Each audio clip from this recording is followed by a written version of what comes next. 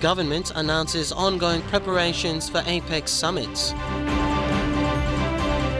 Parents of prisoner appeal for authorities to let him graduate. And Cricket PNG recognized by the International Cricket Council. This is National EMTV News with Tokana Hasavi. This is Tuesday's news. Good evening and thanks for joining me. Today marks 1,000 days to the 2018 APEC Leadership Summit. Chief Secretary to the PNG government, Sir Manasupe Zurino, says arrangements are well underway to construct infrastructure for this major event. He is confident there is ample time for Papua New Guinea to deliver on the infrastructure it needs to host the APEC Leaders Summit. The road to hosting the 2018 APEC Leaders Summit in Papua New Guinea is in progress. A detailed update on the progress was highlighted today by the Chief Secretary to Government, Sir Manasupe Zurino. Today marks the 100 days until 1,000 days, until Papua New Guinea becomes host of APEC in 2018. At this conference, we will update stakeholders in Papua New Guinea. One, to stakeholders on one, to provide further information on the work of the recently established authority. Two, to unveil the interim APEC authority logo. Three, announce the proposed dates of the summit. Four, reveal the proposed APEC precincts which will host the leaders in the week-long summit they have here. The launch of the temporary APEC logo and the paintings depicting the 6 major precincts for the event sets the foundation for the APEC Authority. Interim CEO of the APEC Authority, Chris Hawkins, explained that the precincts were chosen due to proximity and convenience. Precincts that we have identified will go through a process of evolution now. We will consult further with our partners internally and with partners from other countries to determine if these are the best locations. And this is a process that takes place for every APEC year as you're getting closer. No matter who the host economy is, it is a period of consultation that you have to go through to make sure that everyone is comfortable with the logistics, with the security and with other arrangements. The construction of a new Hilton hotel to host the gala dinner is one of major infrastructure developments, while arrangements are also in place for security, logistics and airport parking for visiting aircrafts are also being looked at. The Hilton and Waigani precinct is really the work hub of the Leaders Week. That's where we would ideally be hosting the gala dinner, the cultural dinner at the Hilton Hotel. That's seen by the world, and that is the biggest media event, if you will, of the Leaders Week, because it's where you see the expressions of culture on display, where spouses also attend, where leaders and their spouses wear the traditional clothing of the host economy. That receives outstanding global media attention and such a wonderful opportunity to promote Papua New Guinea from a tourist perspective. Papua New Guinea is the only APEC country that has never hosted the APEC Leaders Summit since joining the international body in 1993. 2018 will be its first, with the world watching if PNG can deliver. The APEC Authority will be drawing on best practices from previous APEC Leaders Summits to meet this expectation. Chief Secretary Sir Manasupe believes there is ample time for the APEC Authority to achieve the desired outcome. I just want to remind the people of Papua New Guinea that we got subsidy games and many other things coming on board. But remember, only in 1,000 days we're going to be heading for the APEC. We have a big responsibility. We want to be seen as compatible to anybody else in the world. I think we can do it. It's a matter of for us acting together in advance now. And don't leave it too late until the subsidy games. Mickey Cavera, National EMTV News. The hospitality industry has grown dramatically in recent times, especially here in the nation's capital. Holiday Inn Express is the newest addition to the Intercontinental Hotels Group. With 199 rooms, Holiday Inn Express is expected to open its doors to the public in coming days. The Holiday Inn Express is located in the heart of Waigani, in the same vicinity as the established Holiday Inn and Suites Port Moresby. As its name points out, the hotel follows an express model where only selected services are provided. Area General Manager IHG PNG Tim Pollock said he and his team are excited about the upcoming opening. Yes, the new Holiday Inn Express is going to open imminently in the next few days, we hope. It's a 199-room hotel, and the Express model is what we call a select service. So to enable us to offer the accommodation a little bit cheaper, some of the things that you would get in the main Holiday Inn or over at the Crown Plaza, such as porter's service and laundry service, are not there. The trolleys are still there, but it's more of a self-service product. Mr. Pollock said the select service model was seen as a niche in the market that's missing. The Holiday Inn Express is part of the Intercontinental Hotels Group. And IHG has in excess of 4,500 hotels around the world, and we're very privileged that we operate the hotels here in Port Moresby, which is the Crown Plaza, the Holiday Inn and Suites and the Holiday Inn Express. The owning group is the Kumul Hotels Limited, made up of Number One Super, Melanesian Trustee Services Limited and IHG.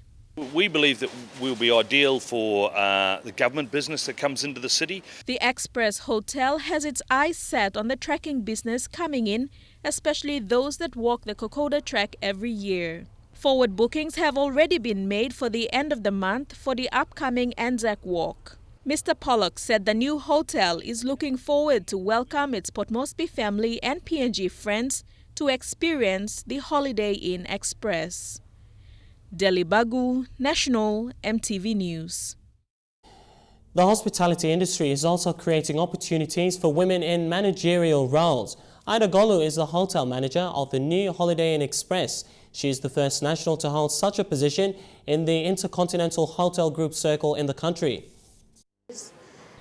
Ida Golu, hotel manager of Holiday Inn Express, has 26 years' experience in the hospitality industry. When you talk about hotel services, from the front desk to room service, Ida has pretty much done it all. I've done like reservations and reservations manager, front office manager, housekeeping, and room service manager, and for the management to look at my performance and how I committed. I knew that this is what I wanted to do, and I worked really hard for it. Assisting Ida run the hotel is Damaris Duri, operations manager. After 5 years with an IHG hotel, Damaris has also worked her way up the ranks. I've been with the company for about 5 years now. Most of it's been in food and beverage. I started initially as an attendant as well, so basically just like Ida right from the bottom, and eventually worked my way up. And it's the same thing, you're not going to get anywhere unless you're committed, you're passionate about what you do. Both women are in charge of 180 staff members who all came on board between September and November last year. They've had a hand in the IHG training program to ensure that the Express Hotel services are spot on and on the money from day one. Delhi Bagu, National EMTV News. Deputy Police Commissioner Administration Awan Sete announced today that police will be using non-lethal weapons during Pacific Games operations. The decision came after much public criticism over the handling and usage of weapons by police. EMTV's Vasinatayama with more on this report.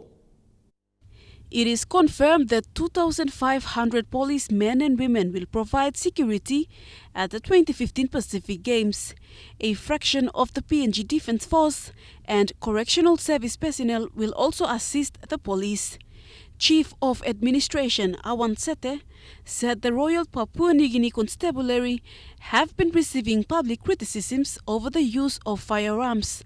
Police will now be issued with non-lethal weapons for crowd controlling only, like the pen belt, baton, tear gas, spray and others.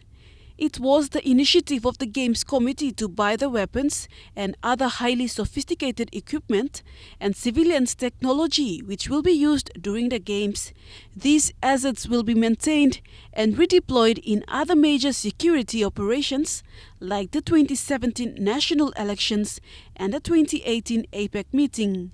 RPNGC will also start a public relations exercise which will involve the use of different media outlets to encourage people to embrace the Games and make it a fun-filled event for everyone to enjoy.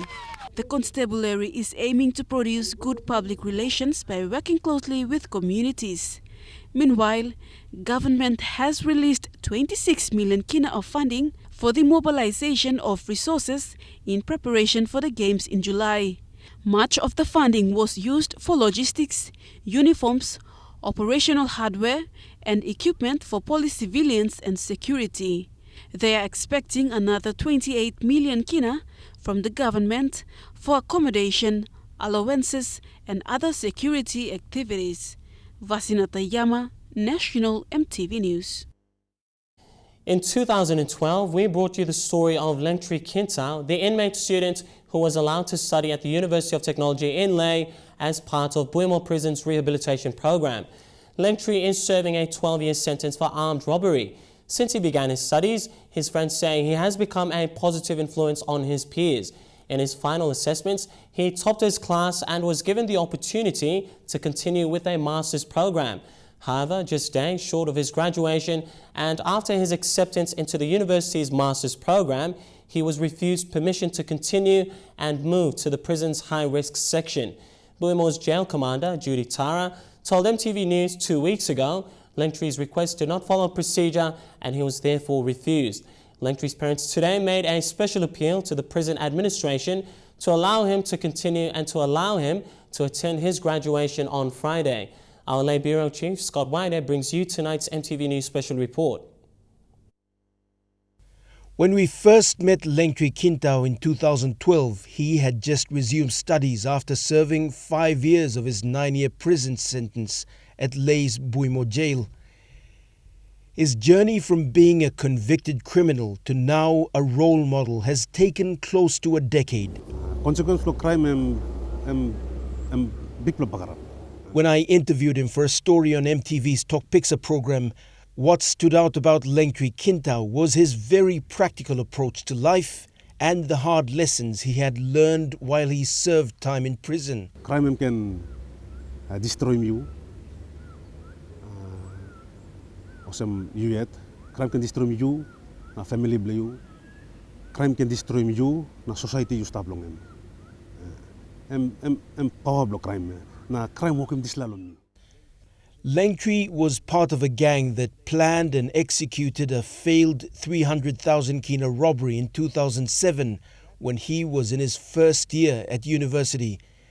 He said his primary reason for being part of the robbery stemmed from the financial difficulties his parents were facing and his inability to pay for his university fees. But he tells that story not as a justification for his actions, but so that others younger than him might learn from the lessons and not go to jail. I'm got problem na I'm like looking me so time you go na mi plus story am to ka sa meeting lo future problem na meeting lo like go back to school but you know sabe this la hope and this la opportunity ba kama po no gat you know sabe na mi sa encourage me strong na to then what you have to do is strong la na you make your way down here. This Friday, Lengtri Kintao is expected to graduate with a bachelor's degree in development communications. His success is largely due to a very supportive rehabilitation team at Lae's Buimo prison, who in a radical trial allowed Lengtri to commute back and forth to the Unitec campus every day for classes. So I think with Jilakan encouragement plus Sheriff na kano and then he just although despite pain and make him bell nothing till long and can make him way come now I think because of this lana and now it's an opportunity open and go back to school. His success and commitment has also shown in his academic performance. Unitec awarded him a placing for a master's program. He is also a contender for the Chancellor's Medal for High Academic Achievement. For his parents, Mary and Michael Kintau, seeing their son rise above enormous challenges has been very emotional. Time I'm sitting lo exam. Teacher bilang ni ya tikam lo sana nam to kimibla. Me ama master or selentri. Em kisi upla max em topim department belongan. Em topim department belongan.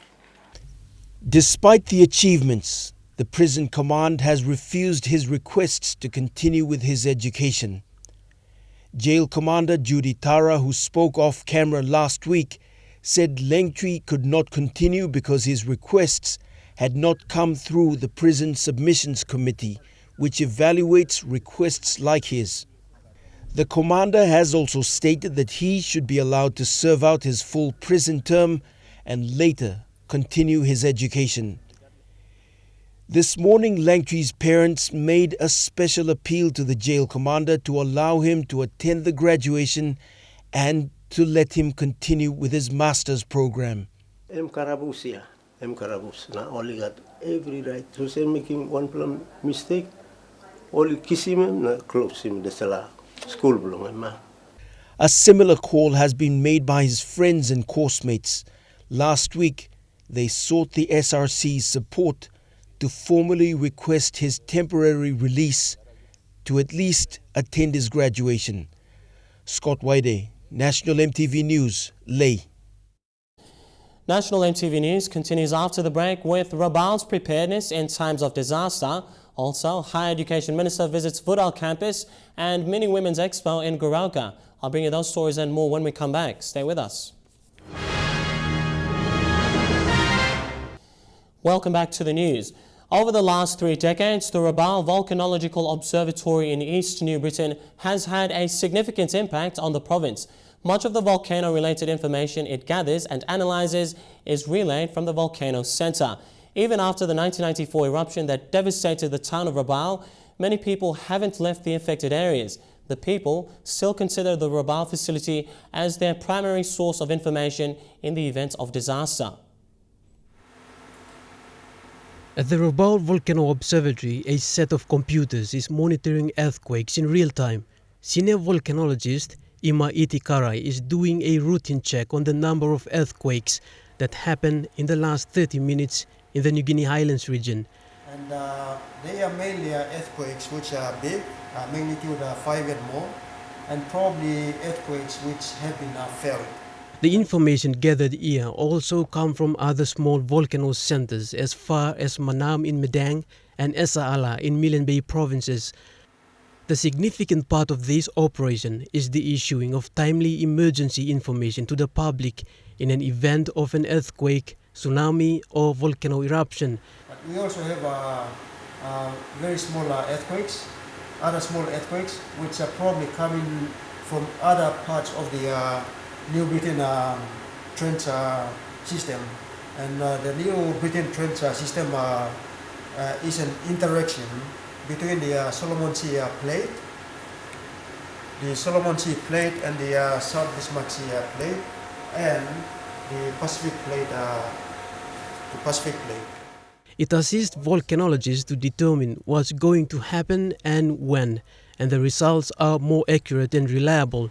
Because it's sort of it is a digital system, those data have been stored in computers that can be looked at a later time.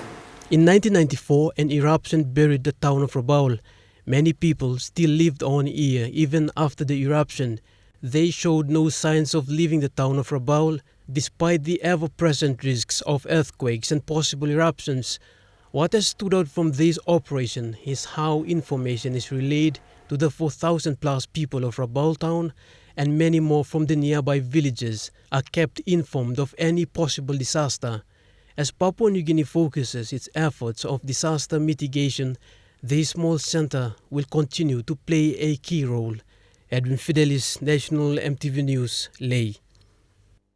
Higher Education Minister Malakai Tabar today ordered the University Council at the University of Natural Resources and Environment to reinstate the Student Representative Council. Minister Tabar today made a special visit to the Woodall campus in East New Britain for the first time after students began boycotting classes 3 weeks ago. The 3-week-long boycott follows a petition presented to the University Council calling for the reinstatement of the SRC that went obsolete in 2009. The Higher Education Minister ordered the University Council to call an SRC election within the next 5 days and elect an SRC before lectures resume next Monday. Housing Minister Paul Ezekiel says the government has no immediate plans to directly control real estate market prices through regulation. Instead, he says he will be seeking Cabinet approval to bring in investors to build more houses and influence a drop in rental prices. Mr. Ezekiel's comments come amidst ongoing calls to bring down rental prices, which are largely unaffordable for a vast majority of Papua New Guineans. As the government agency, I see it as our responsibility to go out and build houses. I believe that naturally, if we put up more houses, you will find that the real estate prices will naturally drop on the long run. Many Business Expo organizers have called on businesswomen in Eastern Highlands Province to promote their businesses by confidently approaching financial institutions for assistance. Geha Mosuha Events Planning Company, a local events company, organized a mini women's expo to showcase and promote local business women. It was through the expo that they discovered that women lacked the confidence to seek financial assistance from banks to grow their businesses. Sedanile Oval in Goroka was filled with displays and products of women's handiworks. Most of these women operate from their backyard, slowly growing their business with hopes to find a niche in the domestic markets. The displays range from floriculture, bilum making, through to tailoring, traditional medicine and information technology, as well as GPS tracking systems. The women who attended were grateful the expo provided an avenue for them to showcase their business. Nana Nessa Aiwa owns an IT company, Dawn Technology, while Martina Yambun owns a flower business. They spoke highly of the Women's Expo. Women Expo, business line so. Suppose all got sabla big law making networking or building law, sabla business now to making all about the network going to designing much and then we can design a database. We just put me at house to make and making much something. Na kind of now lawyer to me come to help more mouse and me black and put them all out to marketing all outside. Yes. Na something to one group me take part me. Lo administratively something now schooling mama lo place lo really called basics lo computer na. This is a show where come up here and give him opportunity. Look, me Mary. It's first of its kind. Logoroka district. Even say got all lyric on flower sale na or something or same, but this one them give him people opportunity. All mama we all working on lyric business. As part of promoting the SME sector, Josephine Peter from National Development Bank Lending Section in Goroka urged the women to ask more questions if and when they visited the bank to take out loans. Go back inside there. You play one kind. You play mama come the bank now all to same. Equity play 30% or 20% or 40% or all to same time. You play something. I money something. You play no ask him to one him equity. You really man me but find mamas. Me like it's like a loan. Me but see so one him. You play no fit to ask him. You play a water so. You play looking for same time to go same. You play going to the same tetolena. You play runway can night going to law. One month you play side long away. Over 30 business women attended the two-day expo. All information from the various businesses were recorded by organizers of the event to further provide assistance in terms of helping the women register their companies well or to help them source funds from financial institutions. Bridget Komatep, National EMTV News. The government has been cautioned of likely reductions in government's revenue this year. Treasurer Patrick Pruich says current global economic conditions and fall in commodity prices signals the possibility of reduction of government's revenue this year. He said the big fall in oil prices is taking a toll on PNG's economy, even though the government's revenue rose to a record level last year. Minister Pruich urged the government to proceed with caution in the months ahead. The final budget outcome for 2014 showed that the government's deficit was 2.99 billion kina. That was 0.66 billion kina less than what was projected. He says this year's revenues and grants might not reach the projected amount of 13.9 billion kina. Puma Energy has announced Hulala Tokome as general manager of its downstream business in Papua New Guinea. The announcement today coincides with the promotion of 5 other Papua New Guineans to senior management positions within the company's PNG operations. Puma Energy announced the appointments today, 9 months after acquiring Interoil's midstream and downstream business in Papua New Guinea. And the appointment of Hulala Tokome to the position of general manager is part of the company's strategy in delivering best value for its clients in PNG. As a graduate trainee within the business, all the way through to the GM role. I mean, I've held various positions within the senior management structure of the business, and not only within the Interoil business, but also within the BP business as well. So it's quite a significant appointment within PNG as a national taking on the helm of Puma Energy. So it's quite a satisfying appointment for me. Yes. Together with Mr. Tokome's appointment, the following have also been promoted to senior management positions: Moses Gura, who assumes the role of Deputy General Manager Refining; Margaret Nareso, Business Support Manager; Bruce Apana, Government and Corporate Affairs Manager; David Willie, Operations Manager Refining; and Gilbert Hamambi, Maintenance Manager Refining. According to Mr. Tokome, these appointments are a testament of Puma Energy's commitment to ensuring that talented Papua New Guineans are given every opportunity to contribute to the success of the company now and into the future. And with this new look team, exciting times lie ahead for customers of Puma Energy in PNG. And I think Puma, in their short 9 months in PNG, they've been able to do the appointments based on the expertise and the quality of the people that they've got within the company, and that's where the appointments have come within. So there's not only been myself who's been appointed within the company myself being the general manager of the business, but there's also been other appointments, significant appointments within the downstream and refining business as well. Merabatulo, National EMTV News. And now we check out the finance news. The kina closed unchanged at $0.3735 in the interbank market. At Bank South Pacific, your kina was buying $0.366, $0.4787 Australian dollars, €0.3305 and 43.3 Japanese yen. Looking at commodity prices at New York close, gold, coffee, copper and cocoa all closed the day higher. Copper and palm oil closed lower, while crude oil closed the day higher. And finally, on the stock market, the Dow Jones closed at 182 points higher, the ASX closed at 28 points higher, and the All Ordinaries closed at 24 points higher. Remote villages get access to VSATs. Also, Virarita National Park in need of rehab, and Rotarians in Sydney donate to the National Library. I'll be back with the details after these short messages. Thanks for your company and welcome back to National EMTV News.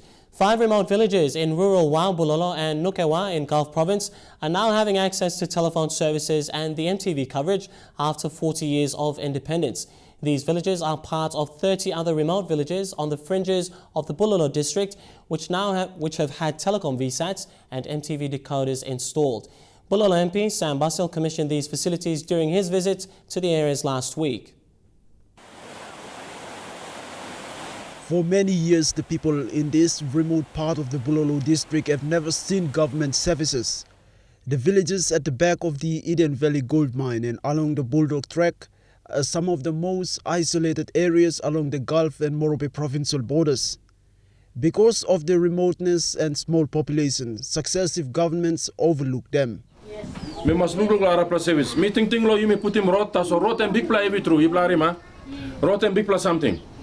Ba mi pani one pla machine lo namelo display yar about na mi ba try lo brukim rot lo Eden Valley kam lo yenina pastem. Last week, Telecom PNG technicians installed VSAT telecommunication disc and also MTV decoders for the people to communicate with the outside world and what's the latest developments in Papua New Guinea on TV. This was all part of Bulolo District's rural telecommunication program in connecting remote schools, teachers and community health workers to improve on providing basic services to the people. Bulolo is one of Papua New Guinea's leading districts in terms of service delivery to the remote population.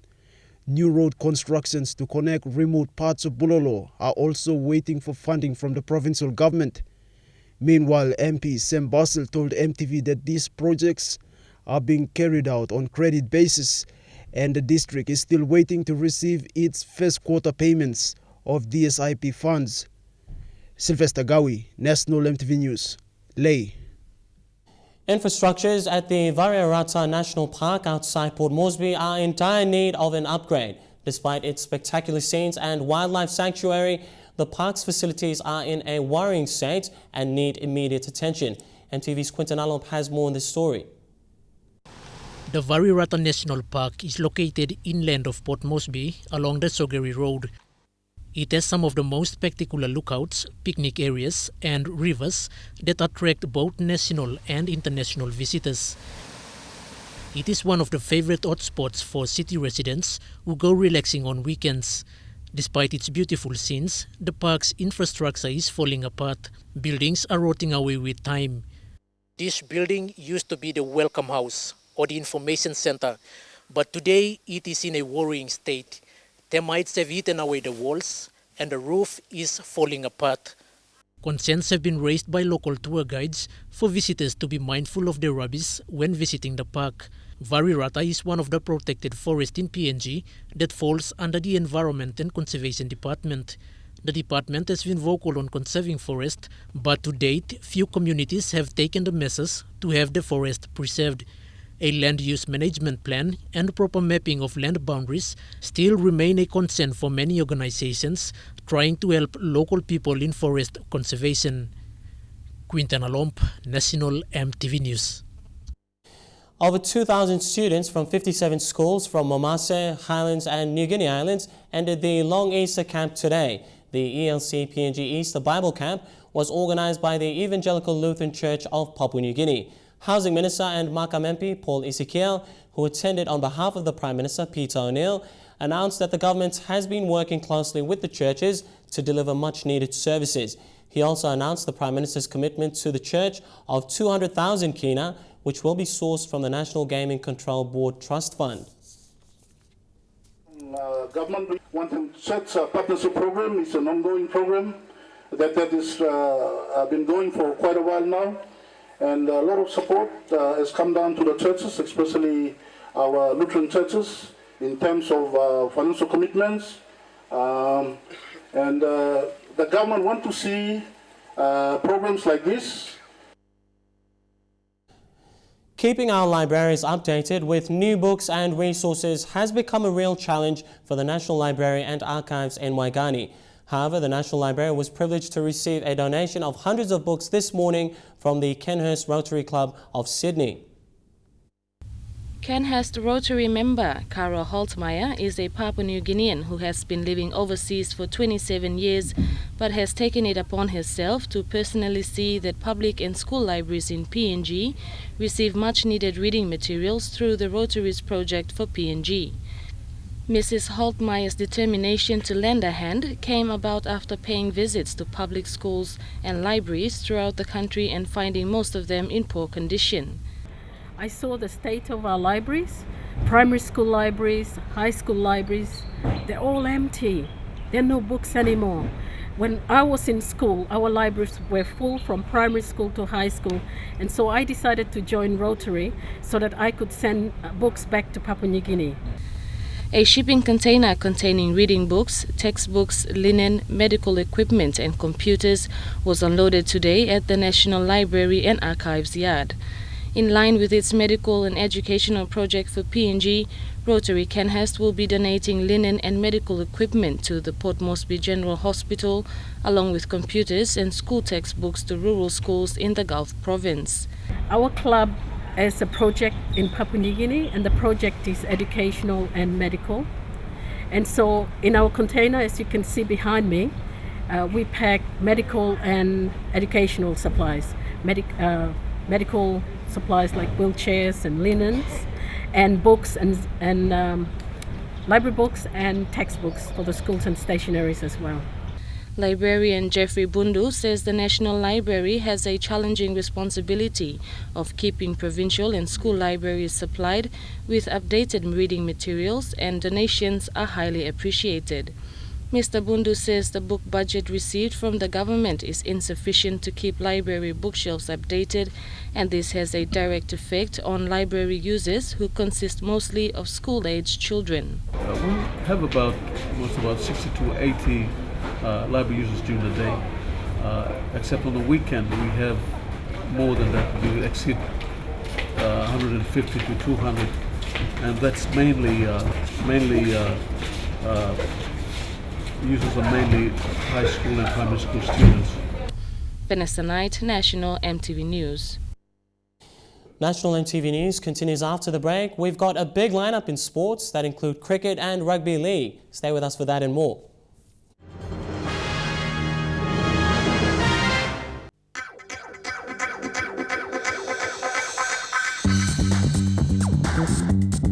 Trukai Sports.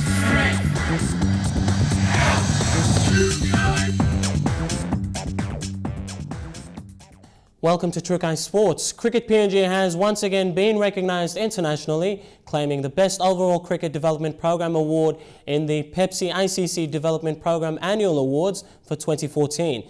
PNG had a phenomenal year, with the Barramundis achieving one-day international status and the Lewis making it into their first ever Women's World T20 qualifier. Due to their expansive cricket development programs, such as the Gold Nugget Cricket Blast and the BSB School Cricket Program, there are now over 200,000 cricket participants in PNG. Game Development Manager Gayan Loku said while Cricket PNG has reached a climax with their development programs, there are plans to exceed expectations and continue to grow the game. Giving opportunities to everyone across the country to participate in cricket. And, you know, as a youngster, as a 5-year-old, you know, a 4-year-old who's growing up in Mount Hagen or Madang or even villages in Central like Carlo, we want to give them an opportunity for them to play cricket and aspire to one day play for the national team, the Barramundis in the men's instance or the Lewas in the women's instance. The Port Moresby Rugby League opened its season proper over the weekend with 14 registered clubs for this season. This year, the country's Premier League board says it will take a tougher stance on contrary conduct between on and off the field. All clubs' delegates have signed Code of Conduct packs, and this empowers the board and league to deal with any incidents of contrary conduct severely. MTV's Shane Saroya has more. The round 1 matches were played over the weekend with wins from Kone Storm, Royals, Butterflies, Dobo Warriors and Premiers Tarangao. Souths also secured easy competition when opponents Hohola Flies failed to show up due to player registration failure, and both Magani and Defence could not take the field in their match and lost it on a double forfeit on Saturday. Board and administration this year is taking a lot of steps to clean up our image, clean up our standard, so that the league is reflected as the Premier League of this country. The competition after round 1 now show Royals leading the points ladder, followed by Butterflies, Kone Storm, Tarangao, Souths and all on 2 points. While West Brothers, Paga Panthers, Hawks, Kone Tigers, Defence, Magani and Hohola Flies yet to register points. Requirements, and we will find them. All the clubs signed a Code of Ethics document. The Code of Ethics is for management of their clubs, the affiliation and registration requirements, together with language use, together with dressing code for all of those things, all the 14 clubs. For the under-19 division, Bobo Warriors, Brothers, Tarangao, Hawks, Butterflies, Souths are all on 2 points. Shane Saroya, National, MTV Sports. The Kandiu Hohola Easter Cup closed on a high note yesterday. The two teams that made it to the grand final were Freeway Bumpers and Mixed Mates Brothers. Once again, MTV Shane Saroya has more. It was an absolute cracker of a show at the EP Park yesterday afternoon. The Kandui Easter Cup stayed its grand final. Spectators from all over the city turned up for the Easter weekend competition's finale. The main attraction of the day was the clash between the two grand final teams. Two-time champions Freeway Bumpers were eyeing a third title against the talented underdogs BP Mixmates. The tournament main sponsor, Michael Kandui, officially kicked off the match. The two teams locked horns in the first 15 minutes of the game with equal time with the ball. But it was the Freeway boys who pushed ahead with line breaks. Then came another try right on the halftime buzzer.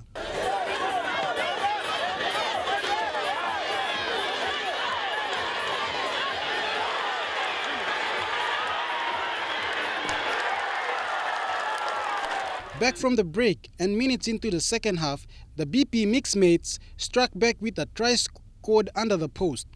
With the scoreline 12 points to 6, the pressure was on the Mixmates to narrow the gap. However, with swift passes and ball control from the Bumpers, they extended the lead with a try to an 8 points clear of the Mixmates. Then, just when Bumpers thought it was over, Mixmates caught them off guard with another late try, narrowing the lead by 2 points. With the scoreline 14 points to 12, the game was intensifying. But it was too little too late for the Mixmates. The Bumpers hung on to a nerve-wracking 2 points win and once again crowned as champions. With this level of intensity football, this level of footy is just getting better. And in a country so passionate about rugby league, you can't get any better than this. Shane Saroya, National EMTV Sports. To NRL, following their devastating loss to the North Queensland Cowboys last weekend, the Melbourne Storm have bounced back, defeating the New Zealand Warriors 30 points to 14. Storm winger Marika Korobete proved to be a match winner with his explosive speed sparking the victory for Melbourne on the last night of the Easter weekend. Ball handling proved to be a challenge early on, with both sides struggling to maintain possession of the football. Both teams went hard at each other, but 20 minutes into the game, Storm winger Mane Fonua created a moment of magic and powered over the line to cap his first try of the season, giving the Storms an early lead. Not long after, the Storm struck again when Marika Korobete scored his first try of the night on the 34th minute. When the game seemed to be going Melbourne's way, the Warriors bounced back when Manu Vatuvei powered over 3 defenders to touchdown. Johnson was unable to add the extras, leaving the score at 12-4 going into halftime. After the break, the Storms wasted no time when Will Chambers scored on the 46th minute. The Warriors hit back with Nathan Friend running in to bring the score 18 points to 10. Friend runs himself! Nathan Friend! However, the Storm showed their brilliance again when Glasby managed to score, extending their lead 24 to 10. The Warriors went out of the contest yet, scoring in the 66th minute to cut the scoreline to 24-14. Just when the Warriors looked to be gaining momentum, Korobete topped off his night, diving to full length to touchdown with just minutes to play to bring the scoreline to 30 points to 14. And that is the end of 80 minutes. Dion Kombang, National EMTV Sports. And True Kai Sports continues after the break. Stay with us.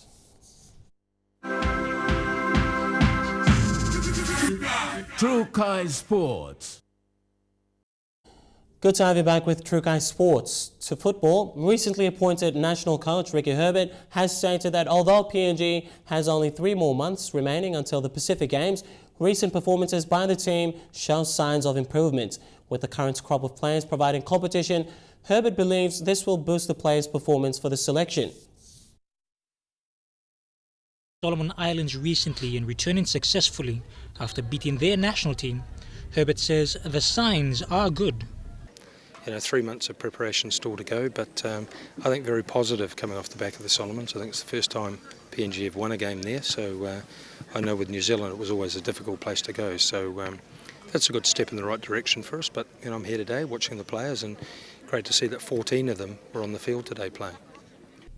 Herbert also feels that a long-term vision should be on the cards, with a suggestion for an extended program with a core group of players that form the basis of a future senior national squad.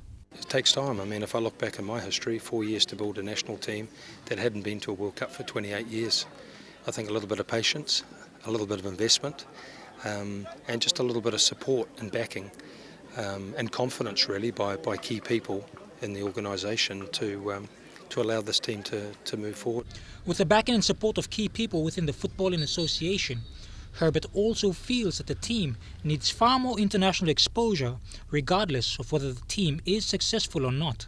They need to play good teams in the world, and sometimes that comes at a loss as far as scores are concerned, but one of my first games was against Brazil. We lost 4-0, but 4 years later here we are at a World Cup, and I think that's everybody's ambition, even in PNG. Having watched the Telecom NSL match between Best and Hikari FC, Herbert had these final words of encouragement. Yeah, look, if that's a taste of what's happening around the country, then gee, who knows where it could be in a couple of years' time if we can all play a major role, and there's so many good people that I think can contribute to making PNG a little bit stronger. Jeremy Moggy, National, EMTV Sports. Well, True Kai Sports ends on that note. The weather details for the next 24 hours after the break. Stay tuned. True Kai Sports.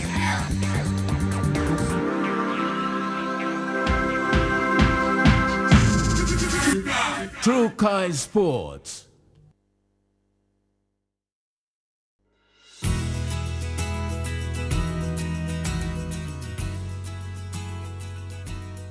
A quick look at the weather forecast for tonight and tomorrow in southern region. Port Moresby to look forward to possible evening showers. Fine weather in Daru.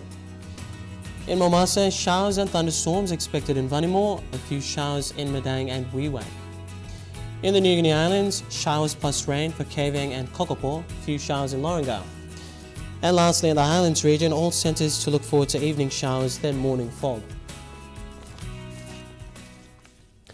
Before we go, quickly recapping our top stories again tonight. Government announces ongoing preparations for APEC Summit. Also, parents of prisoner appeal for authorities to allow him to graduate. And Cricket PNG recognised by the International Cricket Council. And that's how we wrap up the bulletin this Tuesday. From the news team, I'm Tokana Hasavi. Thanks heaps for your company. You take care and stay safe. Good night.